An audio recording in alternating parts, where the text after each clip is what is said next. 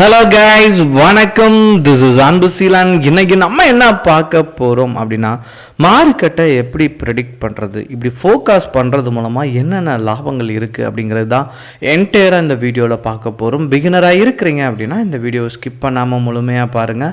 Education பர்பஸ்க்காக என்னுடைய Telegram group, WhatsApp குரூப்பில் இணையனும் விருப்பம் உள்ளவங்க டிஸ்கிரிப்ஷன் பாக்ஸில் லிங்க் கொடுத்துருக்கேன். அந்த லிங்க்கை பயன்பெற்று கொள்ளலாம். இப்போ நம்ம வீடியோக்குள்ளே போகலாம். நீங்கள் ட்ரேடுக்குள்ளே வர்றது ரொம்ப யதார்த்தமான ஒரு விஷயமாக தான் இருக்கும், சரிங்களா? பட் வந்த அப்புறமா இங்கே இருக்க சினாரியாவுக்கு நீங்கள் அடாப்ட் ஆகே ஆகணும். இதெல்லாம் இப்போ நீங்கள் ஒரு கேம் விளாடுறீங்க, ஒன்றுமே இல்லை, உங்கள் ஸ்ட்ரீட் சைடில் ஒரு கேம் இருக்கும், சரிங்களா? அந்த கேமில் ஒருத்தர் நல்லா ப்ளே பண்ணுவார். அவர் ப்ளே பண்ணுறாருங்கிறதுக்காக நம்ம போய் ஜாயின் பண்ணோடனே அந்த அளவுக்கு நம்மளால் அந்த கேமில் ப்ளே பண்ண முடியாது, சரிங்களா? அதுக்கு கொஞ்சம் அனுபவம் தேவை. ஓகே, அனுபவம் எப்படி வரும் அப்படின்னா, நீங்கள் நல்லா சாப்பிட்றதுனால, அவர் அளவுக்கு நம்ம ஓடுறதுனால மட்டும் வராது. ட்ரிக்கை யூஸ் பண்ணணும், சரிங்களா?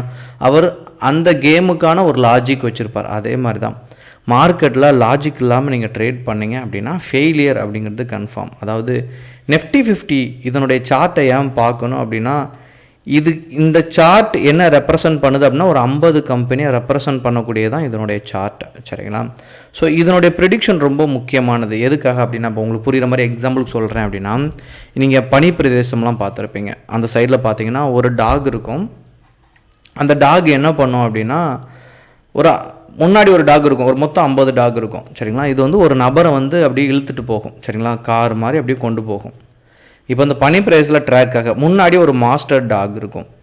அந்த டாக் எப்படி மூவ் ஆகுதோ, ரிமைனிங் இருக்க 49 டாகும் அதை பேஸ் பண்ணியே மூவ் ஆகும், சரிங்களா? அதே மாதிரி தான் நெஃப்டி எப்படி மூவ் ஆகுதோ அதை பேஸ் பண்ணி தான் ரிமைனிங் இருக்க 2000 கம்பெனி சம்திங் இருக்குல்ல, இதெல்லாம் அதை பேஸ் பண்ணி தான் மூவ் ஆகும். இப்போ நீங்கள் உங்களுக்கு யதார்த்தமாக ஒரு டவுட் வரும், சென்செக்ஸ் 500 புள்ளி 300 புள்ளி சரிந்தன, இல்லை நல்ல ஒரு 50 பாயிண்ட்லேருந்து ஒரு 500 பாயிண்ட் மேலே ஏறி இருக்குது, இந்த மாதிரியெல்லாம் நீங்கள் கேள்விப்படுறீங்க நியூஸில். அப்படின்னா சென்செக்ஸில் 5000 கம்பெனி இருக்குது. அதில் 30 கம்பெனியை வச்சு தான் என்ன பண்ணுவாங்க அப்படின்னா சென்செக்ஸை கால்குலேட் பண்ணுவாங்க. எப்படி நிஃப்டிக்கு 50, சென்செக்ஸ்னால் 30. இந்த 30 கம்பெனி எப்படி மூவ் ஆகுதோ அதை பேஸ் பண்ணி தான் ரிமைனிங் இருக்க 5000 கம்பெனியுமே மூவ் ஆகும், சரிங்களா? ஸோ மேஜராக என்ன இருக்கும் அப்படின்னா, இந்த 30 கம்பெனி பாசிட்டிவ் அப்படின்னா ரிமைனிங் இருக்க எல்லாமே பாசிட்டிவாக இருக்கும். அதனால தான் மார்க்கெட்டை ப்ரிடிக்ட் பண்ணும்போது நெஃப்டியோட சார்ட் ரொம்ப முக்கியம். ஸோ என்ன பண்ணணும், ஒரு ட்ரேடுக்கு முன்னாடி நீங்கள் என்னென்ன விஷயங்கள் பார்க்கணும் அப்படின்னு பார்த்தீங்க அப்படின்னா, ஃபர்ஸ்ட் விஷயம் குளோபல் மார்க்கெட், சரிங்களா? ஸோ இதனுடைய வர்த்தகம் எப்படி இருக்கு? ஏன் அப்படின்னா, ஒரு கம்பெனி இந்தியாவில் மட்டும் பிஸ்னஸ் பண்ணாது, இந்தியா கம்பெனி தான், பட் வெளிநாட்டுக்கும் என்ன இருக்கும், பர்ச்சேஸ் பண்ணுறது, எக்ஸ்போர்ட் பண்ணுறது, இந்த மாதிரியான விஷயங்கள்லாம் இருக்கும். ஸோ அங்கே லாபமோ நஷ்டமோ அது கண்டிப்பாக இந்தியாவை பாதிக்கும். அதனால தான் குளோபல் மார்க்கெட்டோட வர்த்தகம், எக்கனாமிக்கல் ஃபேக்டர் எப்படி இருக்குன்னு பார்க்கணும்.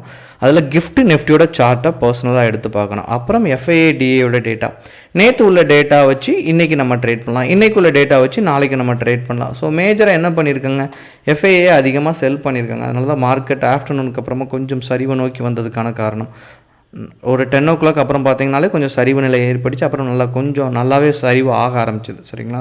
ஸோ இது எல்லாமே இங்கே செல் அதிகமாக நடந்துச்சு அப்படின்னா காரணமாக இருக்கும். ஏன் அப்படின்னா, சிஸ்டத்தை பொறுத்த மட்டும் நிறையா பை பண்ணால் சிஸ்டம் மேலே ஏறும், செல் பண்ணால் கீழே இறங்கும். நல்லா பை பண்ணால் என்ன ஆகும், மேலே ஆகும். நிறைய பேர் பை பண்ணலை, எல்லோரும் செல் பண்ணால் ஆட்டோமேட்டிக்காக கீழே இறங்கும், சரிங்களா? இப்போ குளோபல் மார்க்கெட் பாசிட்டிவ்லேருந்து FIA/DA, சரிங்களா, நல்லா இன்வெஸ்ட் பண்ணியிருந்தால் நம்ம என்ன பண்ணலாம், நெஃப்டியோட சார்ட்டை பேஸ் பண்ணி சப்போர்ட்லேருந்து ரெசிஸ்டனை நோக்கி போதுனா நம்ம நெஃப்டிலே ட்ரேட் எடுக்கலாம், சரிங்களா? ஸோ இதை மட்டும் பார்க்காம கிஃப்ட் நிஃப்டியோட சார்ட், சிங்கப்பூர் நிஃப்டியோட சார்ட்டும் ரொம்ப முக்கியம். ஏன்னா நம்மளுடைய நிஃப்டி 50யும் பாருங்கள், கிஃப்ட் நிஃப்டியும் பாருங்கள், ரெண்டோட சார்ட்டுமே சிமிலராக தான் இருக்கும். பார்த்தீங்கன்னா பார்க்குறதுக்கு பெருசாக ஒன்றும் பெரிய மாற்றம்லாம் இருக்குது. ட்ரெண்டை பாருங்கள், ஒரே மாதிரி தான் மூவ் ஆகிட்டு இருக்கும். ஸோ இது ரெண்டுமே சிமிலாரிட்டி கரெக்டாக இருக்கும். ரெண்டுமே பாருங்கள் சப்போர்ட்லேருந்து ரெசிஸ்டனை நோக்கி போகுது. இது ரெண்டும் க்ரீன். இந்த டேக்கு பார்த்தீங்க அப்படின்னா இங்கேயுமே 2 க்ரீனாக இருக்கும். So maximum doji form, lightly ஸ்டோஜி ஃபார்மில் இது ரெட்டாக இருக்கலாம், அது க்ரீனாக இருக்கலாம், அந்தளவுக்கு தான் வித்தியாசம் இருக்கும். அதனால தான் நெஃப்டியோட சார்ட்டை பார்த்து நம்ம ட்ரேட் பண்ணணும். இதெல்லாம் சரியான உடனே நீங்கள் அடுத்து பார்க்கக்கூடியது என்னென்னா மார்க்கெட் டேட்டா. அதில் நீங்கள் வந்துட்டீங்க அப்படின்னா ப்ரீ ஓப்பன் மார்க்கெட் இருக்கும். இதை நீங்கள் கிளிக் பண்ணினீங்கன்னா 50ல் எத்தனை கம்பெனி பாசிட்டிவில் இருக்குன்னு பார்த்துட்டிங்க அப்படின்னா ட்ரேட் எக்ஸிக்யூட் பண்ணலாம். குளோபல் மார்க்கெட் பாசிட்டிவ்லேருந்து FIA/DA இன்வெஸ்ட் பண்ணி சிங்கப்பூர் மார்க்கெட் அப்ட்ரெண்ட்லேருந்து இங்கே 47 கம்பெனிக்கிட்ட பாசிட்டிவ்ல இருந்தால் நீங்கள் பை சைட் ட்ரை பண்ணலாம். ஸோ ஒரு ட்ரேடை எடுக்கிறதுக்கு முன்னாடி இவ்வளோ விஷயம் பார்த்துட்டிங்கன்னா you will become a good trader. அடுத்தடுத்து நீங்கள் ஸ்டாக்கை செலக்ட் பண்ணலாம். எதுவும் டவுட் இருக்குன்னா கமெண்ட் பாக்ஸில் தெரிவிங்க. Okay guys, thank you so much for வாட்சிங் திஸ் வீடியோ. டாடா, பபாய், see you.